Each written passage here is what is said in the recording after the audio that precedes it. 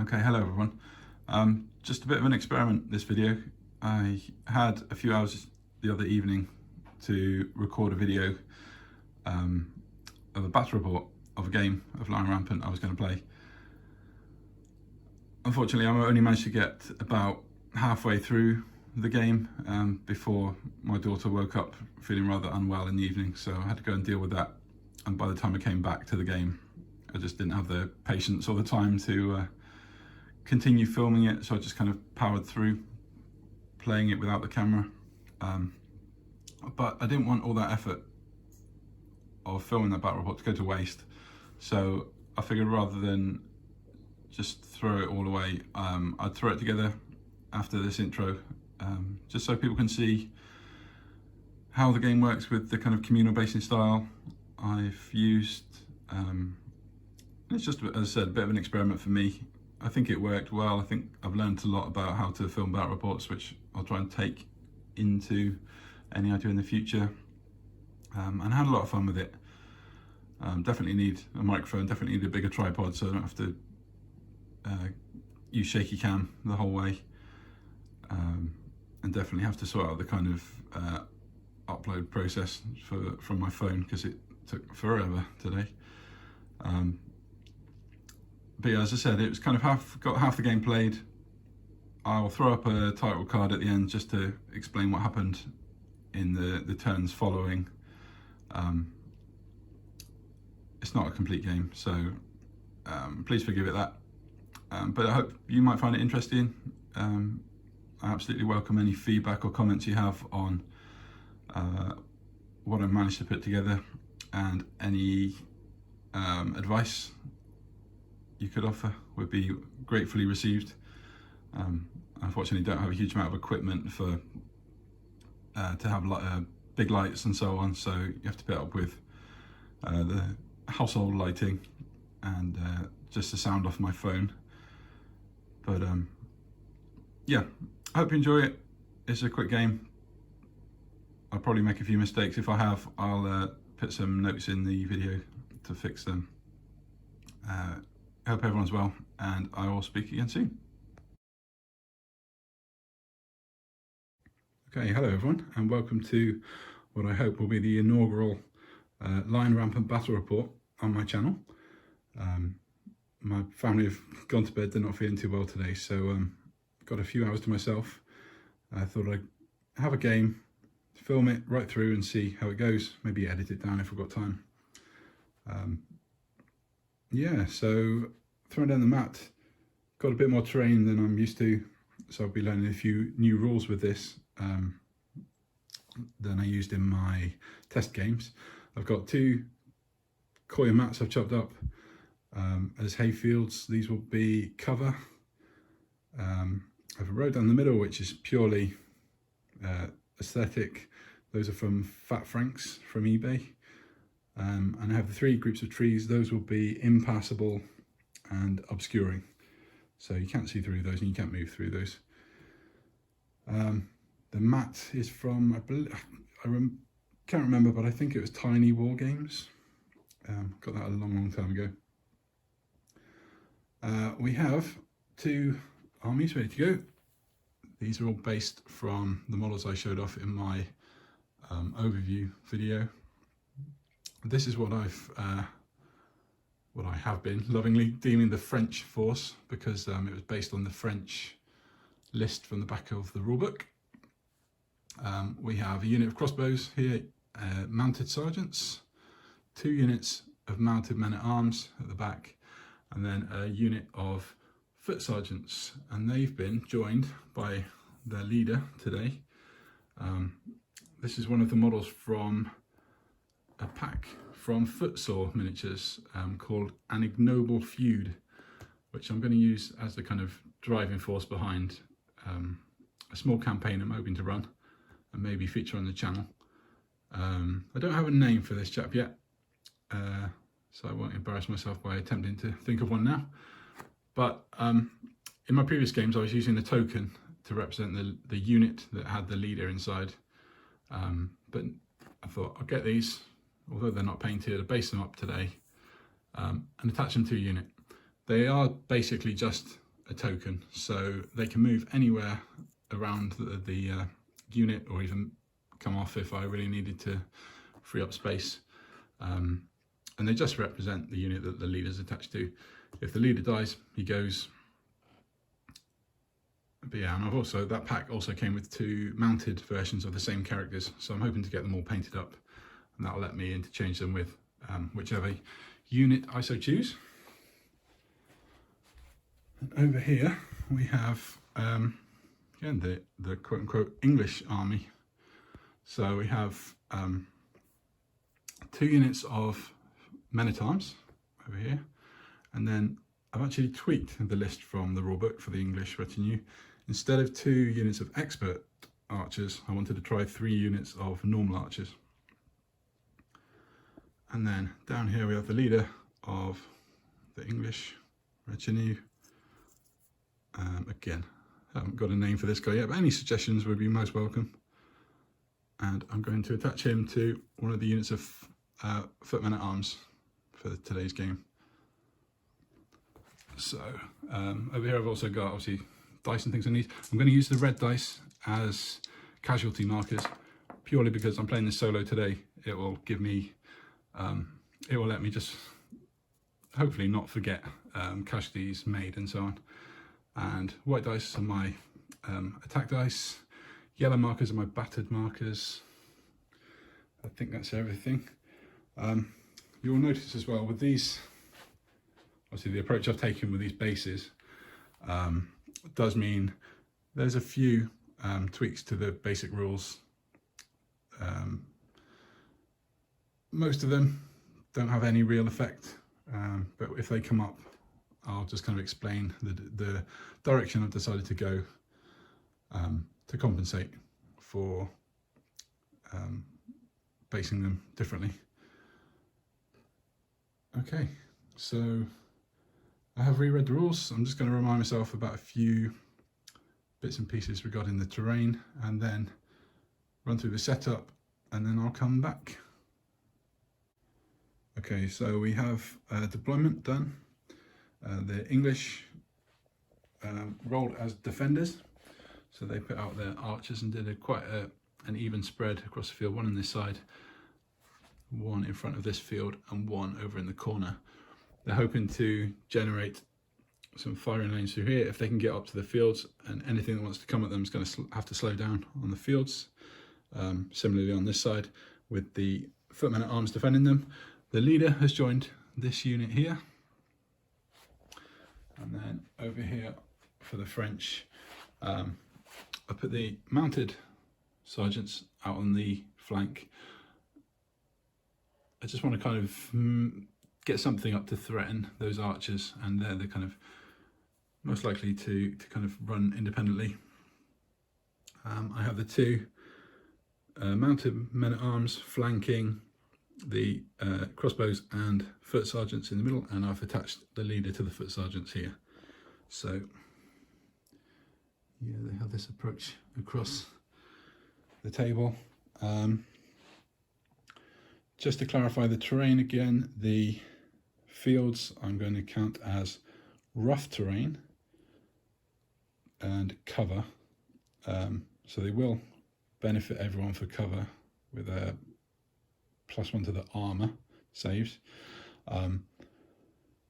but they will slow everyone down, and they will affect people's ability to fight in hand-to-hand combat, except for the footmen at arms for the English, because they have the ferocious rule, which means they fight with their normal fighting stats. The trees are impassable and obscuring, so they may offer cover if 50% of the unit is hidden behind them. That's one of the things I've been using with the this basing technique. I'm just considering the center point of any unit, kind of drawing a line from the center of one to the center of the target to consider if it's 50% in or out of cover. As I said before, the road is aesthetic, does nothing. So I think we're ready to go for turn 1. As I said, I will film everything and just that'll include all the ums and ahs and rule checking, and I'll edit out anything that's a bit too egregious. Okay, one other thing to clarify, these are both 24-point retinues. This is a 3x3 table, if I didn't mention that already, and I am not using the boasts or any of the leader special abilities in this game. I'm just going to keep it fairly straightforward. Okay, so turn 1. If you don't know the rules for Line Rampant, essentially every turn you pick a unit and call a particular type of activation for them. They can move, they can shoot, they can attack, which is essentially a charge move. And there's a few other special moves like evade or skirmish you can do. Each unit can activate once per turn, and to perform an activation you roll 2 dice and you need to beat a particular activation value for that unit for that type of action. So let's get things started. I want to move my mounted sergeants up between these trees.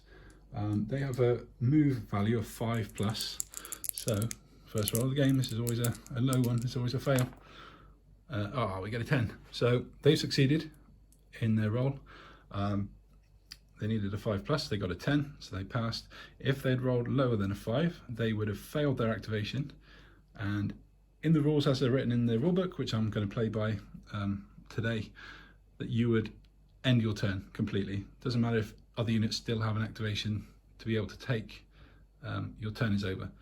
So thankfully they succeeded, and they can move at 10 inches. So they are going to move up between these trees. It's going to be tricky. Let's do it from there. I'm not too kind of worried about exact measurements, but I tend to measure up the kind of side of the base or the edge of the base rather than the front, and move up. And as long as it aligns close enough, I'm happy. So yeah, let's just move these up. So these are going to move from 13 to 3 up here. 10-inch move they have, and that is their activation for this turn. So possibly, let's have a quick look. And now we're within range of these archers, but no, the archers have an 18-inch range, so they are still outside the range of those archers. You're allowed pre-measurement and so on in this game. Okay, next move. Because we've activated those successfully, we can pick another unit to move. I think we want to get these mounted men-at-arms moving, or maybe the crossbows. Let's move the crossbows. Their move is a 6+. So we'll try and move them up. They move 6 inches. Let's see if they activate on a 6+. Oh, 7 just. So they will move 6 inches. Okay, so I'm going to say it was there. Check's about right, yep. And again, they've activated perfectly fine.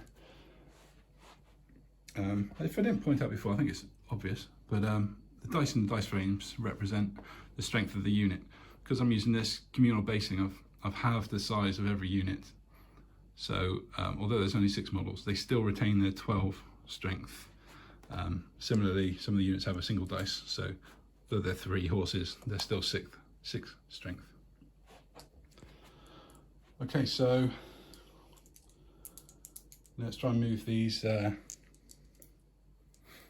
know what, let's get the leader to move. Let's get him up. It's move for them is a 5+ for these foot sergeants, and a 12. Here we go.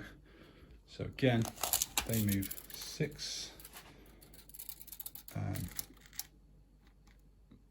They're just going to move forward here. I'll move the leader out of the way. They will move 6, and the leader will rejoin them over here. It's tricky filming everything and keeping everything in frame, isn't it? Worth noting, I've taken a slight tweak of the rules, using some a rule from, I'm not sure if it's in Dragon Rampant, but it's definitely in Rebels and Patriots and Many Would Be Kings, which is all friendly units need a 1-inch space between them. All enemy units need a 3-inch space between them. And I think that makes sense. It just defines who's in combat, who's not. Obviously with communal bases, the models are never going to be combined. You're never going to think that one of the foot sergeants is part of the crossbow unit, but it's nice to have that definition of 1 inch for charges to come in. Keeps things distinct, stops awkward rule things where you can't quite see a unit because something's in the way or another unit's kind of just in the way. I found it works so far. So anyway,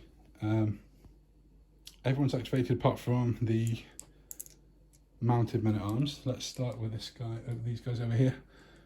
These are 7+ to move, so these guys find it harder to move. That's find it easier to attack, but to move they need a 7+, and we're on a 10, so they can move 10 as well.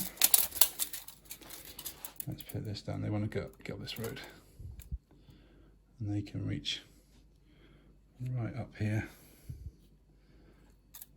Move them slightly to the left. And wow, I've actually had everybody apart from these. Oh, I'll just jinx myself now. I was going to say I've had everyone but these activate, so I'm going to jinx myself now. These will try and move as well. I think maybe I'll just get up close to behind the mounted sergeants. So they need a 7+ to move as well. And there we go. Okay, so a 6. It was the last activation of the turn, but that ends the turn for the French player completely. So if they had any other units to activate, they couldn't, and the unit that failed also does nothing. Okay, over to the English retinue. I'm just checking after that move has come in, how far the mounted men-at-arms are from these archers. They are over 18, which is the range of the archers. 18, isn't it? Yeah, 18. So when someone moves, they should get into range. I think if I move the archers up to these fields and spread out a bit, they should at least have some protection from a charge. Oh, what's up first? Okay, let's try and move. Let's try and move these archers up. These archers over here, they will move on a 6+. So, and a 4. So that shows exactly what can happen. You can fail your first activation. So back to the French turn. Let's jump back over here. And that can happen. That's something which I know a lot of players can find very frustrating. And they adopt a rule from Rebels and Patriots and Many Would Be Kings, which is basically if you fail a unit's activation roll, you just fail that unit. They do nothing, but everyone else can keep going until everyone's activated. I don't mind this rule. I find it kind of balances out, and it's quite dramatic when it happens, especially when you kind of really need an attack. At this point, I don't think they've really suffered by not moving. So because they would only be moving into range, ready to fire next turn, I think this side is probably going to advance again, and you never know, they might fail again too. So let's get my cheat sheet.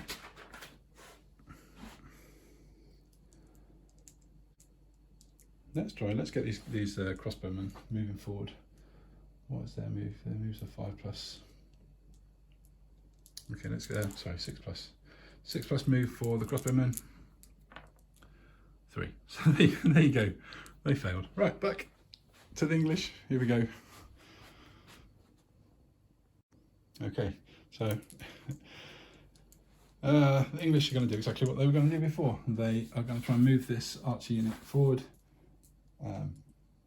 Their move is 6+, and they fail as well. Right, crossbowmen. Here we go. We're gonna move forward again.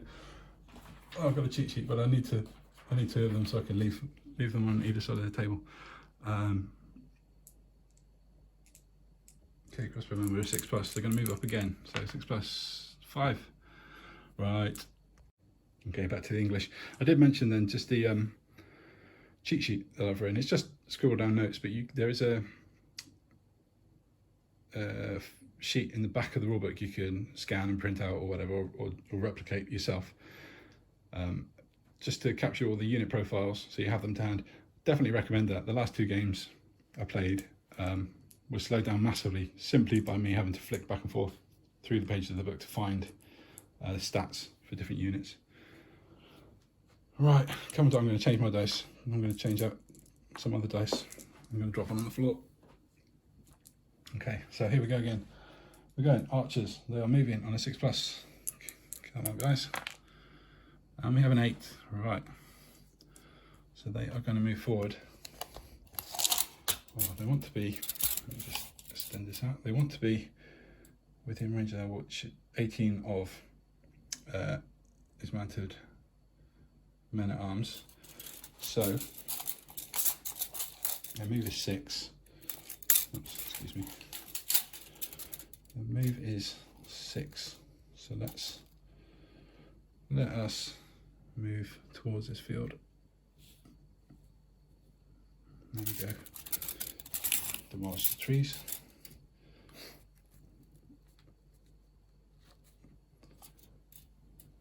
So yeah, we're in within 18. Their range is 18, but it's long range. If they don't get charged, which they won't next turn, so they should be able to fire. If targets are within 12 inches, that's short range. Basically, in long range, well, I should say over short range, they suffer a -1 to hit penalty. So, but at least they've moved. Right, let's get someone else moving. Let's try this archer unit over here on this flank. These guys are a 6+ as well. There we go, perfect. Right, so yeah, a slow start to this game, I'm afraid, but c'est la vie. Okay, so we're going to play it sensibly this time. Let's go for the easy roll. We'll go for mounted sergeants to move up this side. They want to ideally stay out of range of those archers, but if they do get into range, they might draw some fire from other things moving up. Yeah, let's have a look. Okay, so they move on a 5+. Wow, I'm rolling low today, but they passed 5. Okay, so I'm going to move these mounted sergeants. I'm thinking hopefully move them up so they're hidden behind these trees from at least this unit of archers. This terrain is not obscuring in any way this hayfield, so I'm not going to benefit from being behind it. I could benefit from being in it, but then I'm going to slow down. I think I'd rather get these guys moving as far and as fast as possible. So let's move right up here. Let's see, so here's an example of the terrain, the cover system. If I draw, so I'll try and get it on camera in the right way. If I can draw a line directly between the centre of both of these units, it is going over that base of trees, so I will consider that a cover bonus should they be attacked. I think even actually if I can pull these back a bit and tuck them right in, that'll help.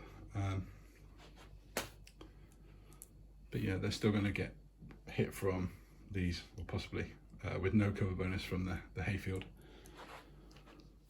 So now they've moved, let's make use of these guys. Let's push these mounted men at arms forward. Again, these guys move on a 7 though. Oh no. Okay, foot sergeants are 5+ to move. Let's get them moving. Let's get the leader. Lead from the front. 5+. Oh dear. Okay, so I'm just going to say we're going to get all these low rolls out this game.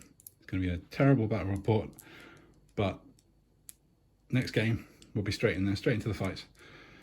However, this does show off how that kind of failure of activation can really put you at risk, put your units in danger is over here. As I said, I've got this unit behind these trees, and they can hit this unit, but less than 50% is visible on that target base, in my opinion. So they would suffer, or they would gain, I guess the mounted sergeants would gain a defence bonus from any firing there. But this unit too can easily fire in, and I think there. So I apologise for the shaky cam. It's the best I can do today. Okay, so they're well within 12 inches. I think these will be too. Yeah. And for ranges, I am measuring from the edge of a base. It doesn't have to be from centre to centre, as long as the base edges are within range. I consider the unit within range. It's kind of like the rules for individually based models. If one model is in range, the whole unit is within range. So that's how I'm going for it. So these archers are going to try and activate. They're going to try to activate a shoot action, which I just need to get the book open on that page. Right, the first thing I have to do is actually activate to shoot. They want to shoot, so they're on a 6+, and they fail. Wonderful, worth all the explanation. Okay, so no more low rolls, please. If we look over here, the French are going to attempt to activate dismounted sergeant unit again, get them to charge in to the archers. They do so on a 5+, but it's worth me mentioning at this point two things. One, which is something we haven't had to deal with yet, which is there's actually a kind of a checklist you have to go through every turn, at the start of every turn, to see if particular units are forced to activate in particular ways. It's not come up yet, and in this case it only affects the mounted men-at-arms. At the start of a round you can check whether your leaders are within 12 inches of each other, in which case you're allowed to activate or issue a challenge, which kind of activates a duel. I've never done that so far, and I wonder if I should actually reduce the distance on that to maybe 6 inches, because it just makes it a bit more kind of definite. They're definitely coming into one another with the intention of fighting. When it's 12 inches, they kind of, it's like they charge at each other on their own from a mile away. So we'll see if it happens, but I might reduce that range. Then the second thing you check for is any battered units which need to be rallied. Again, we don't have any, so I'll come to that when we need to. The third thing you check is whether the target unit has wild charge, and that would basically impel them to attack with their activation. Again, only the mounted men-at-arms have that wild charge in this case, so we can ignore that as well. So mounted sergeants are going to try and attack this unit of archers. They need a 5+, but again, at this moment is the time to check whether your target units have any evasion special abilities or counter charge special abilities. In this case they don't either, but you need to check beforehand, because there might be a reason for them to activate and move out of range, or essentially charge and meet you halfway. So mounted sergeants, they attack on a 5+. Let's roll over here. 6. Whew. Right, so I have already measured this in one of the pauses, but essentially their charge is 10, so they're easily within range. If you move through rough terrain, it halves the movement that you take through there. If they ran in a straight line, they'd probably spend 2 inches of movement in there, so that would drop them down to 9-inch range, which is still within range. But in this case, I think they've got enough movement to move around anyway, so they're going to do that. And I'm going to move around here and across into base contact. As I said earlier, you have to leave a 3-inch gap between enemy units, with the exception of those who are fighting in close combat. Okay, so we're going for an attack here by these mounted sergeants. Attacks or attack resolution. Both units fight. The attackers attack with their attack value, funnily enough, while the defenders use their defense value. And depending on the different type of units, that might they might be wildly different. Some of the mounted men-at-arms, for example, are great on the attack, but they're terrible at defending.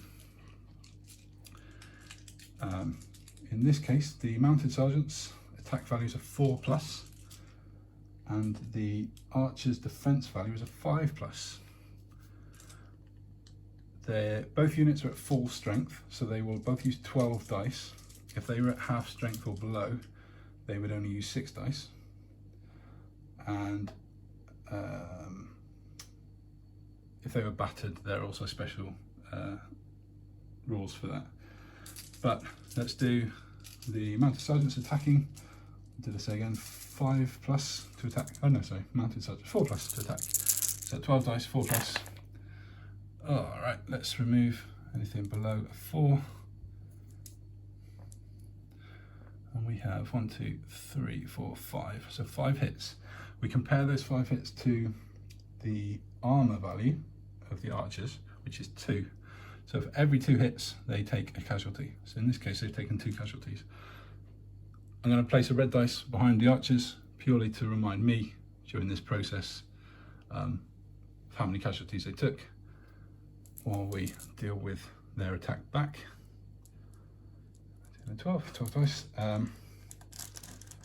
Archers attack on they defend, sorry, on a 5+, and they're full strength. So again, they're attacking back 5+. Oh no! Right, they've got 1, 2, 3, 4, 5 hits as well. So 5. The mounted sergeants have an armor of 3. So in this case, they have 1 casualty. These other 2 hits are rounded down essentially, so they only do 1 casualty.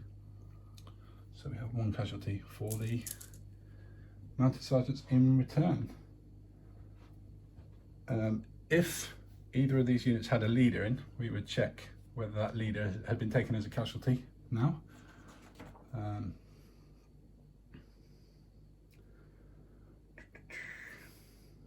Okay, we drop their health down.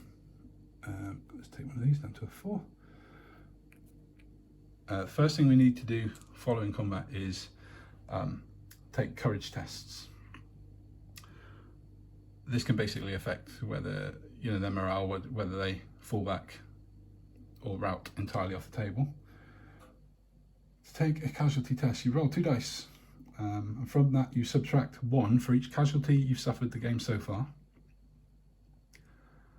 1 if your unit is below half strength, and you can add 1 if your leader is within 12.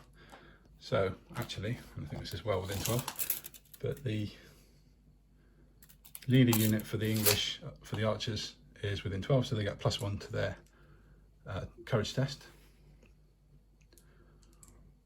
So let's test those archers first. So they've had 2 casualties. We roll 2 dice. So 5, 6, 7, 8. -2 is 6, +1 is 7. We compare that to the archer's courage, which is a 4+. So they needed a 4+, else they would have become battered and retreated. If the total after the subtractions was 0 or less, they would rout entirely off the table. So in this case, they've lost, but they've held their nerve.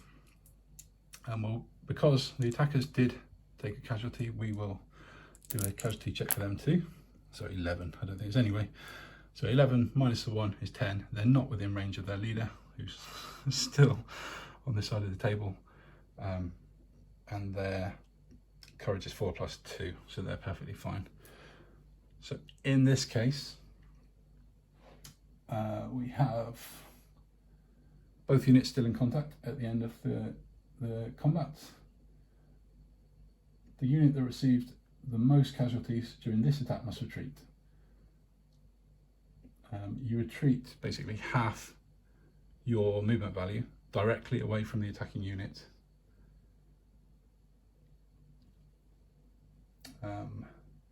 If we had equal casualties, the attacker falls back. And there's a few other rules for kind of how they can retreat, but essentially this unit will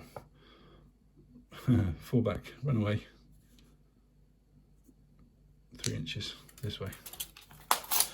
I should point out there's no facing on these, there's no flanks or rear with regards to attack or line of sight. They can see 360 degrees.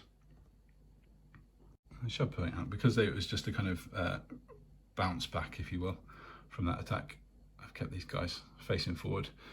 They've not kind of retreated and become battered. Although I use markers for battered units, it helps to also then turn them around when they're kind of otherwise fleeing the field. But okay, that was all for one unit for the French moving up. So let's try and move these guys up again. Let's get these crossbows forward. They move on a 6+, which they do. And again, range is going to be 6 to move. So they have 4-inch movement, 4.5 to here. I could play it like this. Yeah. So their remaining move into the field is basically half. So I will stand them up like that. Maybe I won't do that. Maybe I'll treat the edges as obstacles in future games. Foot sergeants, I want those to move up too. They move on a 5+. Come on. Or just a 5. And they, I don't know why I keep putting the tape measure away. They move 6-2. Let's get them moved up here. The leader out front.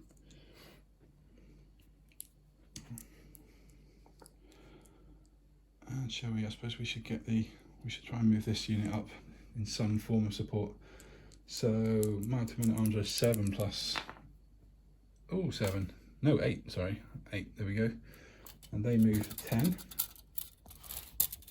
They also have. They are the, as I said before, the unit that has wild charge. So I may need to start thinking about checking for wild charge when they get a bit. This unit gets a bit closer to the opposition down here. So 10 inches is essentially right to that edge of that field. So let's just move up here, keep it simple.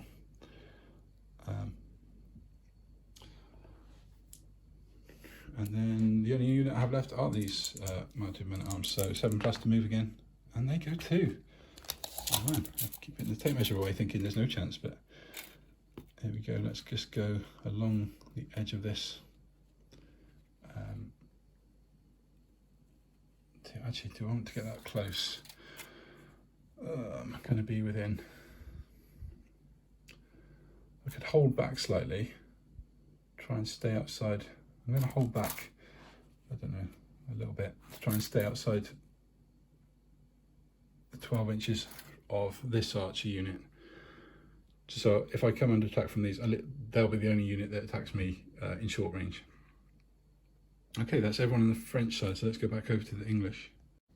Okay, so for the English, I have some decision to make. We have these mounted sergeants, which are in range of these archers, and we also have these mounted men-at-arms, which are also in range of this archer unit. When you pick a target for a shooting attack, you need to select a unit, you need to prioritize a unit that can reach you with an attack in their next turn. So in this case, both of these French units could hit this archer unit. They could fall back, they could attack. This archer unit down here can reach the the mounted men at arms with their attack, but they're at long range, so they will be a -1 to hit. I think the mounted men at arms need to move up. They need to get involved and start screening these archers, and ideally this unit of archers moves up. So I'm thinking, what's the activations for these archers? To shoot is a 6+. For the footmen at arms to move is a 5+. So maybe we get these guys moving first. We split these, got one that way and one this way. Let's try that. Let's try this unit to move toward the mounted sergeants. This is a, did I say 5+? 5+ to move, and they move 6. So 5+. Yep, 9. So they can move 6, and they will move. Let's put it this way.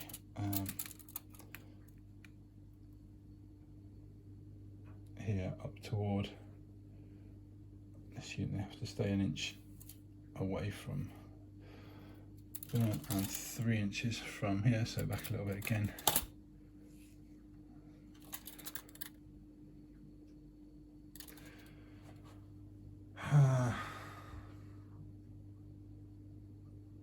Yeah, it's a weird 3-inch rule thing.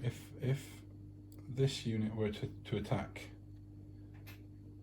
as in the mounted sergeants were to attack these archers, do they need to kind of curve around to be 3 inches away from the footmen at arms, or can they just come straight in? Don't know. Okay, let's see if these footmen at arms can move 2. Yep, 11. Here we go. Right. Let's get going. Let's just move up to screen these archers. Leader out front. In this case, because I think it's likely they're going to charge in, let's move the leader to the side, just so I don't have to move it in a moment.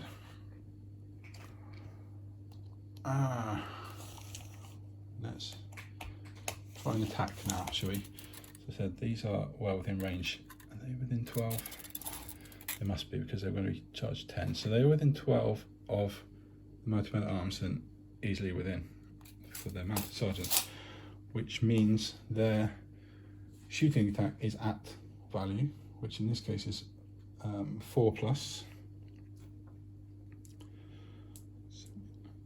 So they would need 12 attacks, 4+. Given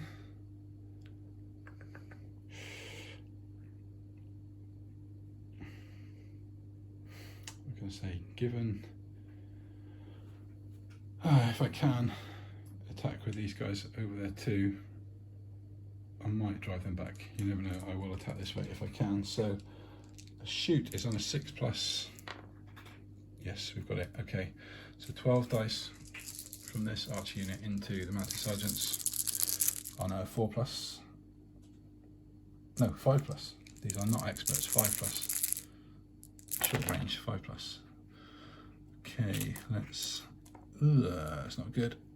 Only 3 hits. Mounted sergeant's armor is 3 though, so we do get 1 casualty. In this case, I won't use the red dice. I can just immediately drop this down, but I will, purely for the purposes of the video, in case I have to make an edit or something. So they've taken 1 casualty. I can take it down straight away, and they immediately have to take their morale test. It's not the leader's unit, so they'll take a morale test. So 2 dice, 7 minus 2, because they've taken 2 casualties, is a 5. Are they within 12 of the leader? They are just within 12 of the leader. So 7 down to 5, up to 6, and their courage is 4+, so they're fine. They don't have to retreat, they don't become battered or anything from a shooting attack, they just take the casualties. So let's then go for these guys, these archers. Again, a shoot is on a 6+, 5, so they don't fire. If they had, as I said, they would be at long range, so they'd be on a 6 to hit anyway. So that's tricky. But yeah, that ends the turn for the English, and we're back to the French. Okay, so I've just forgotten something when I was talking about the archer attacks over here. I did mention earlier, there are some things you need to check for at the start of a turn. So we see if we can issue a challenge as an option, which is whether the leader's units are within 12 inches of one another. They're not at the moment. They're just outside, actually. There's no battered units, but there is a unit here, the mounted men-at-arms, who have wild charge, which means they have to check for essentially like an uncontrolled charge at the start of the round. This is their only option. They have to do it, and if they fail, they don't cancel the rest of the French's turn, but that unit doesn't activate at all. So they're going to have to do that. The other mounted men-at-arms unit is out of range of anyone who would trigger it, but this one is within range, actually maybe of both archer and foot men-at-arms units. So yeah, they're within range of both. I don't believe you need to check. You need to charge the closest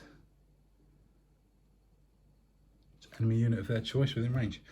Okay, so their attack is a 5+, so 6. So they are going to wild charge. Now, do I go for the leader's unit and the tough men-at-arms, or do I try and hit that archer unit and clear it out? Oh, let's go for the archers. Might expose us a bit too.